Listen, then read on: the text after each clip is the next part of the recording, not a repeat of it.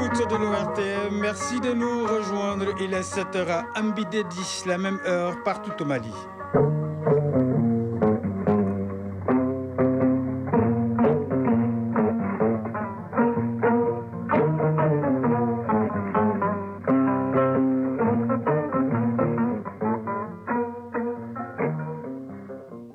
Le journal Kodi Sibi. Mesdames, Messieurs, bonjour. Les pays de la Confédération AES sont à Bamako à la faveur du premier salon de l'emploi et de l'entrepreneuriat. Les ministres en charge de la question du Burkina Faso et du Niger ont partagé avec le président de la transition, le général d'armée Assimi Goïta, les objectifs du salon. Ils ont été reçus à Koulouba par le président de la Confédération AES. COP30 à Belém, fin des travaux. La délégation malienne est de retour à Bamako. Le ministre de l'Environnement, de l'Assainissement et du Développement durable, Doumbia Mariam Tangara, a rencontré les partenaires avec qui il a eu des séances de travail. Nos envoyés spéciaux nous en donneront les détails. Le gouvernement du Mali décide de prendre en charge gratuite la couverture sanitaire des chauffeurs blessés au cours des escortes de produits pétroliers. Ils ont bénéficié des cartes d'immatriculation RAMED en présence des 3 ministres. Les chauffeurs ont apprécié le geste et sont déterminés à se battre pour le pays. Dans la page des sports, l'actualité est dominée par les rencontres africaines, les compétitions notamment des clubs. En football, le Djoliba Athletic Club reçoit dimanche au stade du 26 mars le représentant marocain en Coupe de la Confédération. Auparavant, ce samedi à Tunis, le stade malien sera face à l'Espérance. Par ailleurs, les finales de la Coupe du Mali de basketball se joueront dimanche dans la salle Abdallah Maman Aïdara du stade du 26 mars. Voilà pour le sommaire.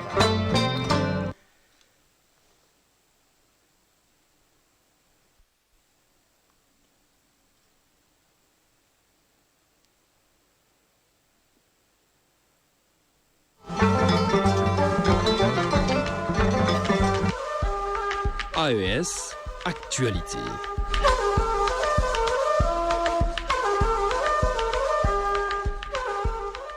Voilà, première escale Koulouba, où il y a cette audience, le président de la transition, le général d'armée, Assimi Goïta, a reçu hier les ministres en charge de l'emploi et de la formation professionnelle du Burkina Faso, du Mali et du Niger. Ils sont venus partager avec le président de la Confédération AES les objectifs du premier salon de l'emploi et de l'entrepreneuriat qui se tient à Bamako. Ousmane Daou et Abdoul Salam Bambara pour le compte-rendu. La mutualisation des programmes de développement de l'espace confédéral se poursuit avec le salon de l'entrepreneuriat de la Confédération AES qui se tient à Bamako.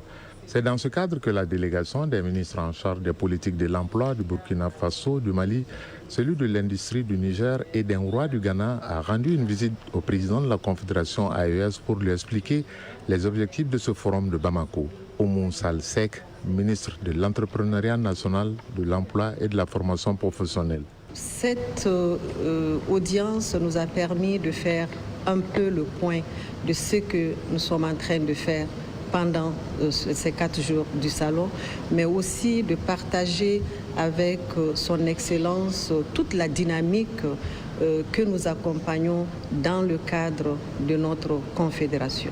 Et l'entrepreneuriat aujourd'hui reste une opportunité immense pour booster l'économie, pour créer notre espace écosystème entrepreneurial, avoir notre marché commun et pouvoir aujourd'hui mettre en valeur nos ressources, nos compétences et offrir un avenir meilleur pour nos jeunes, nos populations dans notre espace. Une synergie des actions est plus que nécessaire pour le développement de la Confédération AES afin d'offrir aux populations un développement harmonieux, notamment des emplois pérennes. Le Ghana nous accompagne dans cette dynamique et nous sommes venus également écouter Son Excellence, Monsieur le Président Assimi Goïta, président de la Confédération, prendre ses orientations, ses conseils.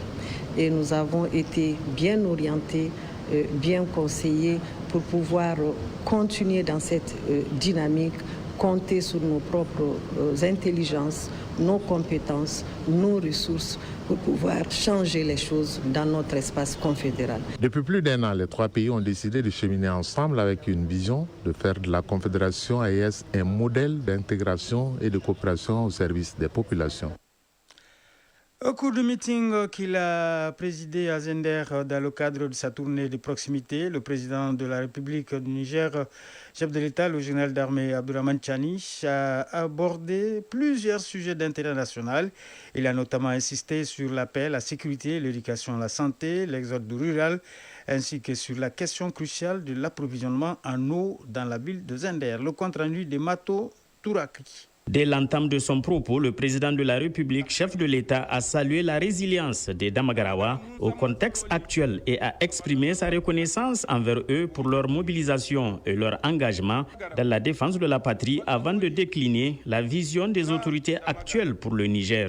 Une vision qui se résume à une émergence de notre pays sur la base des ressources nationales et qui appelle à contribution les Nigériens dans leur ensemble à l'effort de guerre pour permettre de venir à bout du terrorisme et d'engager des actions de développement, notamment l'autosuffisance alimentaire et nutritionnelle. Abordant la question sécuritaire, le chef de l'État a salué la mobilisation exemplaire des oulémas et des leaders religieux, dont les invocations, prières collectives, al-Qunut et bénédictions profitent à la région. Poursuivant sur cette lancée, le chef de l'État a profité du cadre pour annoncer une bonne nouvelle au Damagarawa, une nouvelle en lien avec le sempiternel problème d'eau potable. Selon le général d'armée Abdourahmane Tchani, Zender et sa région s'apprêtent à connaître une transformation majeure avec la Banque africaine de développement qui vient d'approuver un financement historique de 100 milliards de francs CFA destinés à atténuer durablement l'accès à l'eau potable et à l'assainissement. Pour booster le développement économique de notre pays, le général d'armée Abdourahmane Tchani a insisté sur la nécessité de transformer le système éducatif en misant sur la formation professionnelle et à la réalisation de plusieurs infrastructures éducatives. Dans le domaine de la santé, le chef de l'État a souligné que le gouvernement est à pied d'œuvre pour renforcer les équipements des centres de santé qui devront améliorer l'accessibilité aux soins de santé de qualité des populations. S'agissant de la souveraineté alimentaire, le président de la République a indiqué que la renaissance de l'Office national des aménagements hydro-agricoles ONAHA participe à la volonté des autorités de la refondation de disposer d'outils pour l'atteinte de l'autosuffisance alimentaire. À cet effet, plusieurs milliers d'hectares seront emblavés pour renforcer la culture du riz. Évoquant la question de l'emploi des jeunes, le chef de l'État a invité la jeunesse à bannir l'exode qui souvent est marqué par des parcours précaires et dangereux et fragilise l'équilibre social et économique. Recherche de cohésion et de stabilité, les initiatives en faveur de la paix se multiplient au Burkina Faso. Un appel national à l'unité retentit à Ouagadougou à l'occasion du premier sommet national pour la paix organisé par la Fédération pour la paix universelle. L'événement a été marqué par l'investiture de 120 nouveaux ambassadeurs de paix et le lancement du programme Éducation à la bonne citoyenneté et à la paix. Le compte-rendu de Sanonon Somi. Le secrétaire général pour l'Afrique de la Fédération pour la paix universelle évoque une paix encore fragile et des relations sociales éprouvées. Il appelle à une institution nationale fondée sur l'éducation morale et le civisme. Dr Paten Zinsou. La paix se trouve chaque jour menacée. Les relations humaines se détériorent malgré les efforts des gouvernements, des institutions internationales. Lorsque nous aurions formé des citoyens épris de paix, d'amour, de solidarité, la justice, la réconciliation nationale, la cohésion sociale ne seront que des acquis puisque chaque citoyen serait donc investi de ces valeurs universellement partagées. Le secrétaire général de la section burkina de la Fédération donne la philosophie du sommet. Thomas Diarra décrit une démarche centrée sur l'éducation familiale pour la transformation sociale en faveur de la paix. La paix, ça commence dans la famille. La famille est l'école de l'amour. C'est en famille qu'on apprend à aimer, qu'on apprend à pardonner. L'enseignante-chercheure de l'université Lydia Bernard Ouedraogo de Waiguya reçoit avec émotion son titre d'ambassadrice de paix. Dr Ladifata Sorgo revient sur son engagement auprès des familles en difficulté. Nous menons des actions de sensibilisation, de conseil, de réconciliation dans les familles en difficulté. C'est une joie pour moi de recevoir cette distinction. Le président des jeunes de la commune de Sabou fait partie des 120 personnes nommées ambassadeurs de paix à ce premier sommet national de la paix. Palwinde Sedogo raconte les efforts déployés pour la résolution d'un conflit communautaire entre Sabou et Thiou. On a eu conflit avec Sabou, Thiou. Vraiment, c'était pas facile à arranger. Il n'y a même plus de problème. On rentre à Thiou, Thiou rentre à Sabou, on fait tout ensemble. Il n'y a plus de problème. Ce sommet national de la paix est également marqué par le lancement du programme Éducation à la bonne citoyenneté et à la paix, conçu pour renforcer la cohésion sociale et la stabilité au Burkina. Actualité hors de l'espace AES au Nigeria, le leader séparatiste biafrais Nnamdi Kanu a été condamné à la prison à vie contre la demande du procureur général qui avait réclamé la peine de mort. La Haute Cour fédérale d'Abuja l'a reconnu coupable d'actes de terrorisme. Le chef du mouvement pour l'indépendance du Biafra est accusé d'avoir diffusé un message en septembre 2021 dans le but d'intimider la population, menaçant de faire mourir les gens et de paralyser le monde entier. Nnamdi Kanu a été arrêté en 2021 après une longue fuite et une extradition controversée au Kenya, du Kenya. Le gouvernement nigérian l'accuse également d'avoir incité à la violence à travers ses appels à l'indépendance du sud-est du pays, diffusés depuis Londres via la station radio Biafra. On va poursuivre justement cette nouvelle internationale avec le président français Emmanuel Macron qui a entamé hier une tournée de 5 jours dans 4 pays du continent africain en prélude au sommet du G20 prévu du 22 au 23 novembre à Johannesburg en Afrique du Sud. Emmanuel Macron entend plus largement profiter de ce déplacement pour renouveler la relation entre la France et l'Afrique dans la logique d'un partenariat plus équilibré. Il était hier à l'île Maurice, 32 ans après le dernier déplacement d'un président français dans ce pays. Celui-ci entend en effet donner un nouveau dynamisme à la relation entre Paris et Port-Louis. Emmanuel Macron se rendra ensuite en Afrique du Sud, au Gabon et en Angola. COP20 à Belém, à présent, les travaux s'achèvent ce samedi. Quant à la délégation malienne, elle a quitté jeudi. Hier, le ministre de l'Environnement, de l'Assainissement et du Développement durable, Doumbia Mariam Tangara, a bouclé sa série de rencontres avec les partenaires. Le point avec nos envoyés spéciaux, Smaël Aberté et Alou Bekouni. Dans sa volonté de développer plus de partenariats avec des amis du Mali, le ministre de l'Environnement, de l'Assainissement et du Développement durable a poursuivi ses échanges ici à Belém. C'est dans ce cadre que Doumbia Mariam Tangara a rencontré d'autres responsables d'organisations évoluant dans le domaine des changements climatiques. Zantigi Bouakouni, directeur général de l'Agence de l'environnement et du développement durable. Il y a quelques années, l'Agence de l'environnement et du développement durable est en train de travailler pour être accréditée au fonds d'adaptation. L'objectif de cette accréditation, c'est de permettre à l'agence d'élaborer des projets structurants et de mobiliser suffisamment de ressources. Donc c'est une grande opportunité, une fois qu'on arrive à être accrédité, n'est-ce pas, sur le fonds d'adaptation et nous permettre de générer des ressources propres. Sekou Kouni, conseiller technique au ministère de l'Environnement, de l'Assainissement et du Développement durable. Nous avons rencontré le secrétariat du Fonds vert pour le climat. À ce niveau, on a longuement échangé sur les difficultés rencontrées par les structures nationales désignées pour être accréditées à ces fonds innovants au niveau international. Nous avons également rencontré le secrétariat du PNUD. Le PNUD, c'est le programme des Nations Unies pour l'environnement. À ce niveau, les échanges ont porté sur le transfert du secrétariat de la Convention de Bamako sur les déchets de Nairobi à Bamako. Parallèlement à l'agenda du chef de la délégation malienne à la COP30, certains membres ont participé à des travaux de groupes thématiques de négociation. C'est le cas du point focal national genre et climat. Guindou Aïssata Sissé. Depuis 2017, on avait un plan d'action Lima qui parlait du genre pour la première fois. Maintenant, ce plan d'action depuis 2007 a révolu.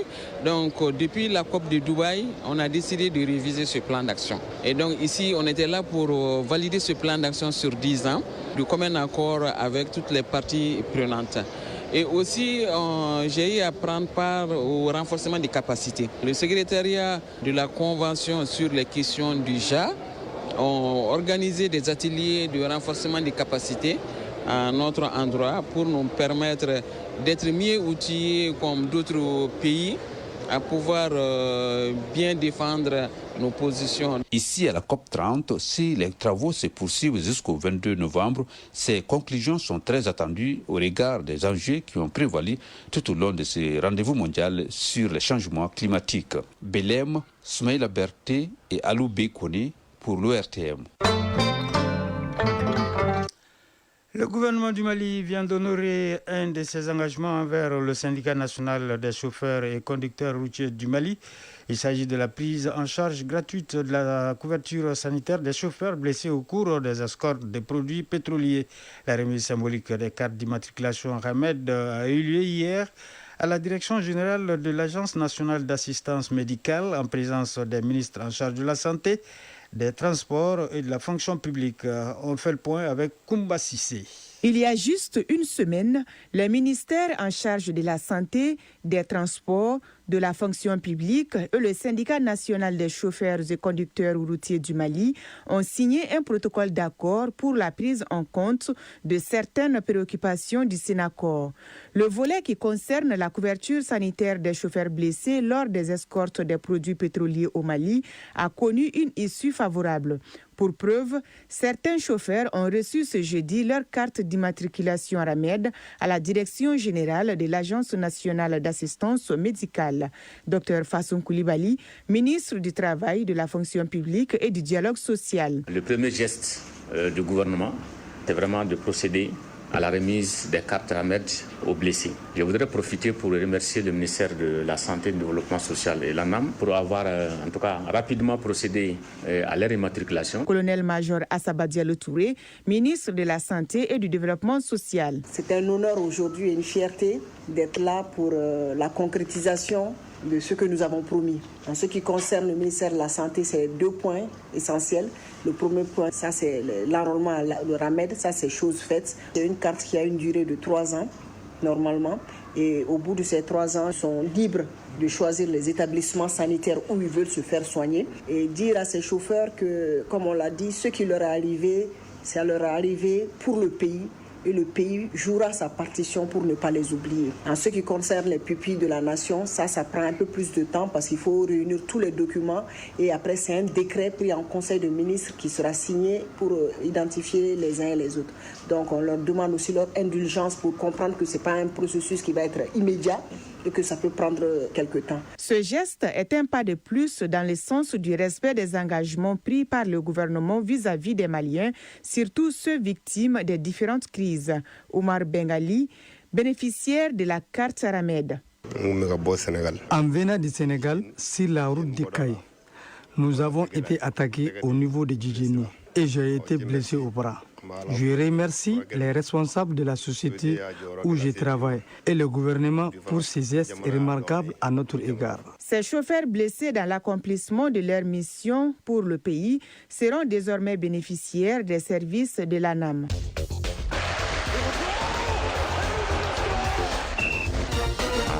Allez, on va au sport. Basketball, les finales de la Coupe du Mali se jouent dimanche dans la salle Abdallah Maman Aïdara du stade du 26 mars. Football, Coupe du Monde 2026 senior, il reste encore quelques billets qualificatifs à décrocher, bien sûr. La République démocratique du Congo est à un pas de se qualifier pour les phases finales de la compétition. Et puis Coupe du Monde des moins de 17 ans. Les quarts de finale se joueront aujourd'hui. Le Maroc et le Burkina Faso sont toujours en lice au compte du continent africain. Compétition africaine de clubs, la première journée de la phase des groupes se dispute ce week-end. Championnat national de Ligue 1 professionnel 2025-2026. La compétition donne son coup d'envoi dès cet après-midi. On voit tout cela dans un résumé signé Isaac Tchenoun. On commence par le championnat national de Ligue 1 professionnelle qui démarre aujourd'hui avec 2 rencontres. Derby Academy, promis pour la première fois en Ligue 1 professionnelle, ouvre le bal avec l'USFAS, un habitué de la compétition au stade Mamadou Konaté à 16h. Au même moment, au stade de Wenzin Koulibaly, l'AS Korofina reçoit l'US Bougouba. Le programme se poursuit demain avec 3 rencontres. Il y aura FC Diara 11 créateurs, AS Bagaridia FC Malikoura, un autre promu de la saison, et Bougouni FC Benga. Ces rencontres se joueront à 16h respectivement au stade Mamadou Konaté, au Wenzin Koulibaly et au stade UTA de Bougouni. Compétition africaine des clubs. La première journée de la phase de groupe se dispute ce week-end. La compétition s'annonce emballée. En Ligue des Champions, pour cette première journée de la phase de poule, le champion du Mali défiera l'Espérance de Tunis demain samedi en Tunisie à partir de 16h. Un duel prometteur qui marque le début d'une aventure que les Bamakois rêvent de mener très loin. Déjà, cet après-midi, El Hilal Omdurman sera face à Mouloudia d'Alger et Simba de Tanzanie affrontera Petro Atletico d'Angola. En Coupe de la CAF, le représentant du Mali, le Djoliba, recevra Olympique Safi du Maroc au stade du 26 mars.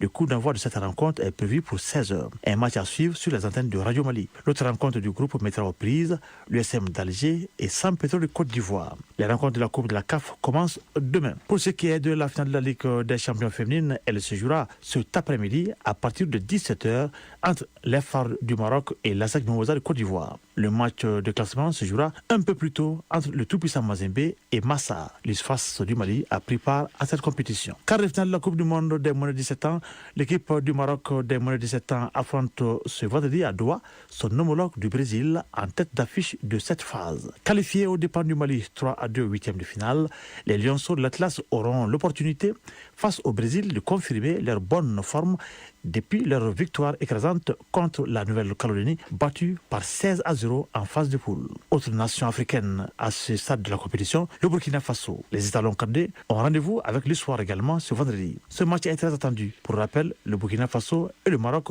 sont les seules équipes africaines qui restent dans cette compétition. Pour ce qui est de la Coupe du Monde 2026 senior, il reste encore quelques billets qualificatifs à décrocher dans le monde. Après son succès lors du tournoi de barrage au Maroc, la RD Congo est à un pas de se qualifier pour la phase finale de la compétition en 2026. Le tirage au sort des barrages a eu lieu hier. Les Léopards sont automatiquement en finale grâce à leur meilleur classement FIFA. En mars 2026, ils affronteront le vainqueur de la Nouvelle-Calédonie et Jamaïque pour une place en Coupe du Monde. Pour terminer basketball, les finales de la Coupe du Mali se joueront dimanche. En dames, la SL de Bamako affrontera le Djoliba. Les deux formations entendent sauver leur saison avec le trophée de Dame Coupe. En homme, le Sabanais de Bamako croisera le fer avec CRTB. C'est le remake des playoffs du championnat. Un match de revanche pour le Sabanais de Bamako privé de titre par son adversaire. Le centre de référence de Tombouctou, de son côté, aura à cœur de réaliser son premier doublé historique. Les finales de la Coupe du Mali sont placées sous la présidence du Premier ministre. Cette finale se jouera ce dimanche dans la salle Adra Hedra du stade du 26 mars à partir de 15h. Des rencontres à suivre sur les antennes de Radio Mali. Merci Isaac Tchénous, ainsi que s'achève ce journal. Présentation Kodji Sibi, mise en onde Mamadou Bédialo, mise en ligne Mohamed Koulibaly. Merci au rédacteur en chef Brahma Traoré qui m'a aidé à le préparer. Nous vous souhaitons de passer une excellente journée de vendredi en compagnie de nos programmes.